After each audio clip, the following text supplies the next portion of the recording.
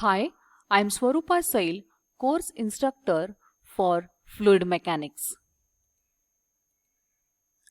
These are the contents which will be covered in this presentation. Introduction, properties of fluids, under which we will be studying the first one, that is density, and a problem based on it. What is fluid mechanics? Fluid mechanics deals with fluids at rest and also fluids under motion. There are three branches of fluid mechanics. First one is fluid statics, which deals with fluids which are at rest. Second is fluid dynamics, which deals with study of fluids in motion, but here the forces causing the motion will be considered. And the third one is fluid kinematics, which also deals with study of fluids in motion, but the forces causing the motion will not be considered. Now that means both dynamics and kinematics deal with study of fluids in motion, but the basic difference is that under dynamics we will consider forces causing the motion, but under kinematics we will not consider forces causing the motion. Now what are fluids? Liquids and gases are fluids which can flow. Fluids flow under shear stress. Now the question is, what is shear stress? Shear stress is denoted by the term tau, which is shear force divided by area, that is F divided by A. Already you know the definition of stress, right? Stress is nothing but force divided by area. In case of fluids, we talk about shear stress, which is shear force divided by area. To know more about shear stress, here we will consider an example of solid, that is rubber, which is placed between two plates. Bottom plate is fixed, whereas top plate is moving. We will apply a force on top of it, that is area A. Contact area A is the top area of the rubber. So when you apply shear force, there will be shear stress which will be exerted on it. So shear stress tau is F divided by A, that is shear force divided by A.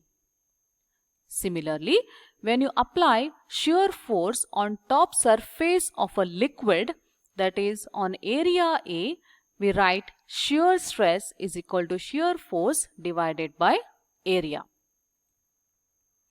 In this course, we will deal only with liquids. Now the question is, why do we have to study properties of fluids? In order to design water supply system and drainage system, we need the knowledge of properties of fluids.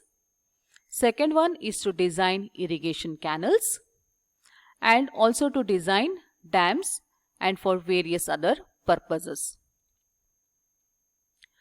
Now we will study the first property, that is density, which is also referred to as mass density, and it is denoted by the term rho. Mass density is the ratio of mass to volume. So rho can be written as mass by volume, that is m divided by VOL. The unit of m, that is mass, is kg and unit of volume is meter cube. So this is the second equation which you need to remember. Consider water of mass 1000 kg in a container of volume 1 meter cube. That means length is 1 meter, breadth is 1 meter and height is 1 meter of the container. So the total volume becomes 1 meter cube. Hence the density of water becomes density is equal to mass by volume, which is equal to 1000 divided by 1. 1000 is the mass and volume is 1 meter cube. Hence we write density of water as 1000 kg per meter cube. So you need to remember the value of density of water, which will not be given in most of the problems. density of water is equal to 1000 kg per meter cube. Now you need to ask yourself, what happens when a coin is dropped in a glass of water? Obviously, coin will sink. Why will it sink? Because the density of coin is greater than the density of water. Now what do you understand by this? If an object is less dense than water, obviously it will float on it. Here the object which is considered less dense than water is paper. Obviously the paper would float on water as it is having less density compared to that of water. And what happens when an object more dense than water is dropped in water? It will obviously sink. That means density of coin is more, and hence we say coin is more denser than paper.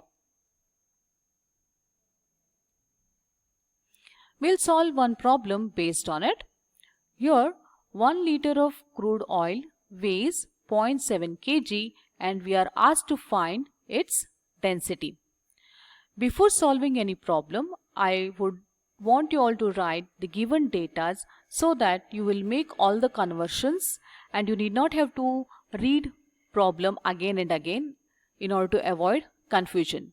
So write all the data given one by one. So what is the first data given? 1 liter. That means it is the volume of oil. So volume is equal to 1 liter. Do the conversion. 1 liter is equal to 10 raised to minus 3 meter cube. And second data given is it weighs 0.7 kg. Kg is the unit of mass. So hence mass m is equal to 0.7 kg. So that is what is shown here. Crude oil mass is 0.7 kg and volume is given as 10 raised to minus 3 meter cube, that is 1 liter. With these data given, we need to find what?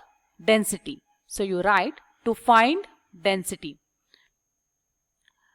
After that, we will write the formula available to find density. So what is the formula available to find density?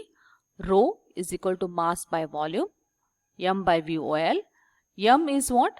0.7 kg, which is given. And what is the volume?